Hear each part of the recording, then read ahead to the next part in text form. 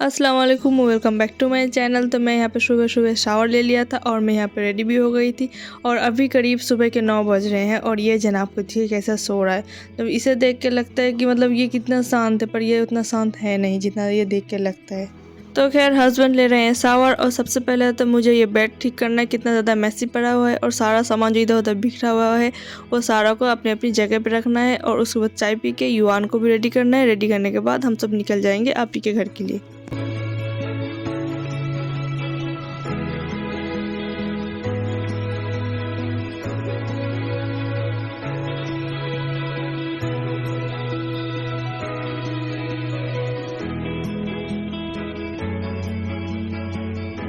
तो जी हम सब आप ही के घर पहुंच चुके थे और यहाँ पे चल रहा था हम सबका ब्रेकफास्ट और अभी करीब टाइम से 10 से 11 बजता होगा। और ब्रेकफास्ट करने के बाद हम सबको दोपहर को लंच भी यहाँ पे करना है और लंच करने के बाद हम सबको अपना अपना होटल पे जाना है, क्योंकि रात को निकाह का प्रोग्राम और रात का आई थिंक 7 या 7:30 बजे के अंदर ही मतलब प्रोग्राम स्टार्ट हो जाएगा। और ब्रेकफास्ट करने के बाद हम सब बड़े लोग यहाँ पे बातें कर रहे थे और साइड पे बच्चे लोग सारे इकट्ठे बैठ के चिप्स खा रहे थे।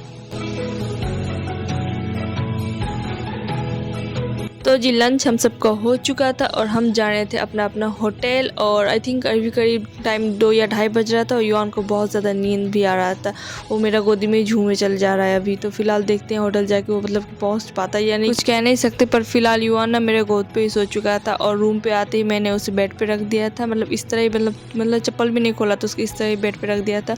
और ये कोई ब्लैंकेट जो है ना ये मैंने घर से ही कैरी करके लाया था। और अभी फ़िलहाल तो युवान सोया हुआ है ना, 1-2 घंटा वो सोने से ना उसको मतलब कि नींद पूरी हो जाएगी और वो रात को परेशान नहीं करेगा। और हम लोग का रूम से जो व्यू दिखाई पड़ता है ना, मैं आपको दिखाती हूँ। ये देखिए कुछ इस तरह का व्यू हम लोग का रूम से दिखाई पड़ता है।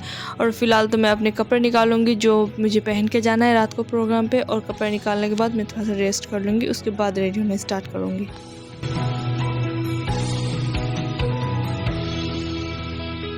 निगाह का प्रोग्राम एक रिजॉर्ट पे था। आई थिंक रिजॉर्ट का नाम था द ग्रैंड 13 रिजॉर्ट था नाम। और वो हमारा होटल से ना आधे घंटे की दूरी पर था।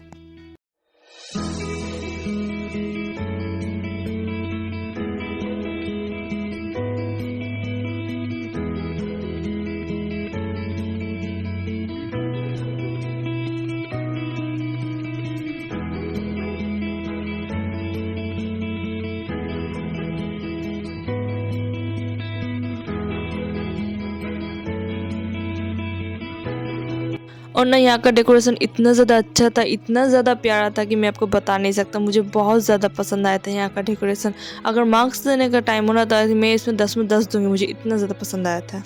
और यहाँ पे युवान को खाना था फुचका। बेसिकली वो फुचका तो नहीं खाता, फुचके का जो गोल गोल पापड़ी नहीं होता वो उसे बहुत ज़्यादा पसंद है, तो मैं उसे वो ही दिला दिया था। और मैं यहाँ पे युवान को हाथ पकड़ के मैं यहाँ पे घूम रही थी और सारा डेकोर देख रही थी।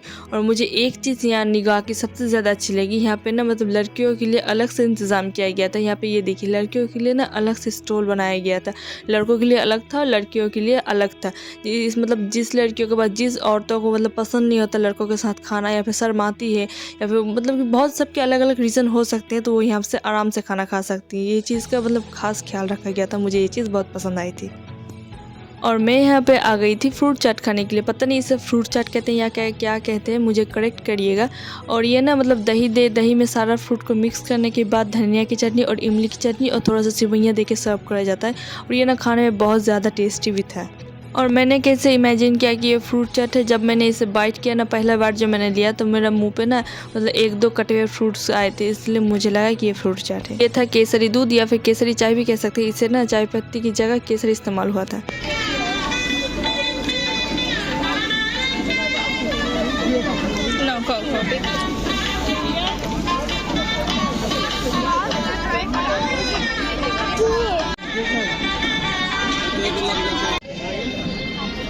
কোথায় বাজে মেরে দেখা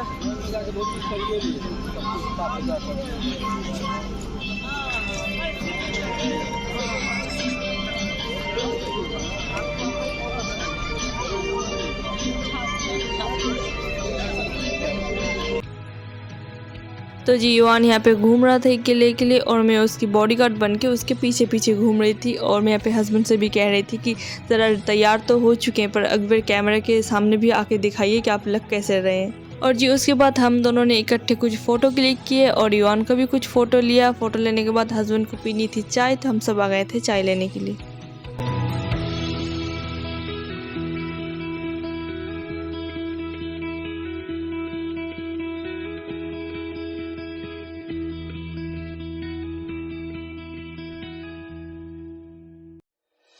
सारे फैमिली मेम्बर्स गेट के पास आके खड़े हो चुके थे क्योंकि बारात भी आ चुकी थी और दूल्हा भी आ चुका था। और ये देखिए दूल्हा सामने सेहरा बांध के आ रहा है।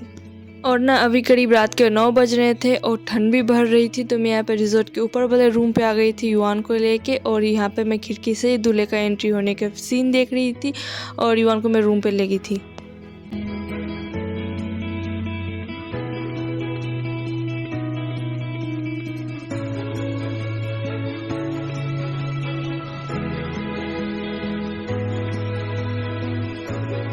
और ये देखिए ये वाली साइड थी लड़कियों के लिए और उस वाले साइड था लड़कों के लिए। मतलब लड़की लड़कों के साइड ज़रूर जाते थे पर लड़के उतना नहीं आते थे लड़कियों के साइड पे। और खाना पीना ना दोनों साइड पे सेम ही था। और मैं ना आपको फिर से वेडिंग का डेकोरेशन दिखाती हूँ जो कैसा था।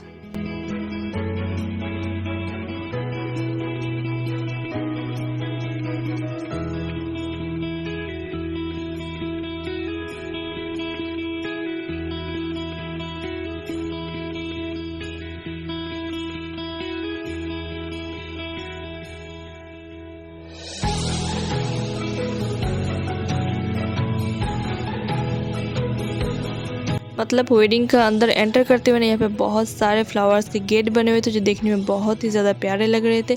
और साइड साइड में बहुत सारी स्टॉल लगे हुए थे। यहाँ पे मॉकटेल की स्टॉल लगी हुई थी। यहाँ पे 6 से 7 फ्लेवर की मॉकटेल मिल रही थी। और यहाँ पे फ्रेश फ्रूट का स्टॉल लगा हुआ था। यहाँ पे मतलब बहुत सारे फ्रूट यहाँ पे काट के मिल रहे थे।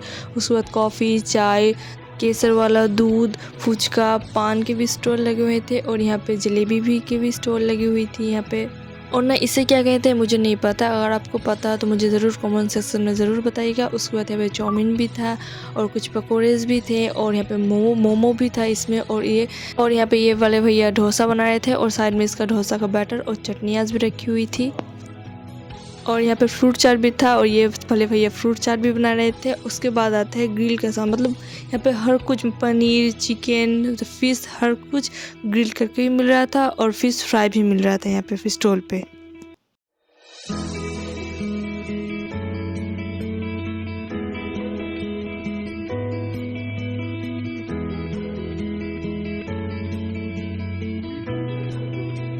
और यहाँ पे मेन कोर्स में रोटियाँ थी, लच्छे पराठे थे जो आपके मतलब आंखों के सामने आपको बना के यहाँ पे सर्व कर रहे थे। और यहाँ पे उसके बाद यहाँ पे सॉटेड वेजिटेबल्स थे, मटन था, चिकन अफ़गानी था। और मीठे पे था यहाँ पे मतलब गुलाब जामुन थे, रसगुल्ले थे, गाजर का हलवा थे और आई थिंक खीरसे भी थे और बहुत सारी मिठाइयाँ थी यहाँ पे। और उसके बाद यहाँ पे था कश्मीरी आलू थी, शाही पनीर थी और यहाँ पे पापड़ भी था और मिक्स वेजिटेबल सब्जी भी था, दाल भी था और स्टीम राइस भी थी, पुलाव भी थी। और क्या कहते हैं वो हम लोग यहाँ पे तो बेगनी कहते हैं, हम सब यहाँ बेगनी भी था। और यहाँ पे लच्छे पराठे भी थे। तो ये था मेरा प्लेट। और इसके बाद मैं मिठाइयाँ भी ट्राई किया था। और खाना पीना खाने के बाद कुछ देर रहने के बाद ना हम सब होटल आ गए थे क्योंकि युवान बहुत ज़्यादा परेशान कर रहा था। और ये देखिए अभी करीब रात के 12:30 बज रहा था और हम सब अपने होटल आ गए थे। और युवान बहुत ज़्यादा परेशान कर रहा था सोने के लिए, इसलिए हम सब होटल आ गए थे। और रात के 3 बजे के करीब लड़की की विदागी भी हुई थी पर हम वो देख नहीं पाए। চাবিটা ঢুকাও ওখানে, এটা হবে লাইট অন হবে।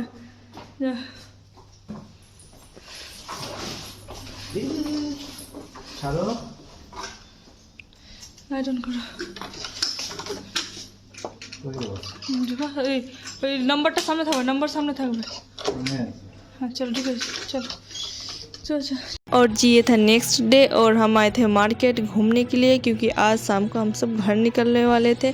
हमारा 5:30 पे ट्रेन था। और मार्केट कुछ मतलब ख़रीदने के लिए आए हैं ऐसा कुछ नहीं था। मतलब हम लोग का होटल के नीचे ही मार्केट लगा हुआ था तो हम सब आ गए थे मार्केट। और यहाँ पे चूड़ी के दुकान हम सब ढूंढे थे और यहाँ पे हम सब मिलके चूड़ियाँ देख रहे थे।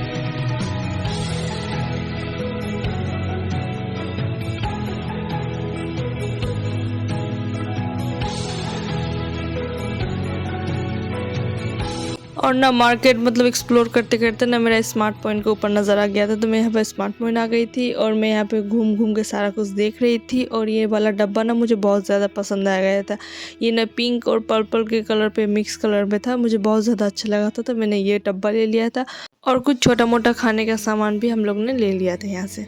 और यहाँ से निकलते ही हम सब चल जाएंगे आपी के घर, क्योंकि आपी के घर पे दोपहर का खाने का इंतज़ाम किया गया था।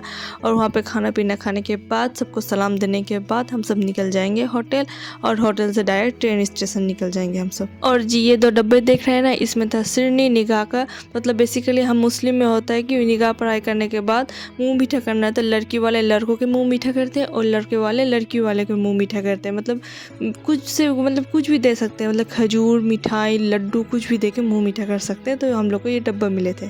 और जी पैकिंग सेकिंग हम सब की हो चुकी थी और हम सब निकल रहे थे अपने घर की तरफ। और युवान सोया हुआ था, तो युवान को मैंने गोद भी उठा लिया था, क्योंकि हस्बैंड को लगेज कैरी करना था।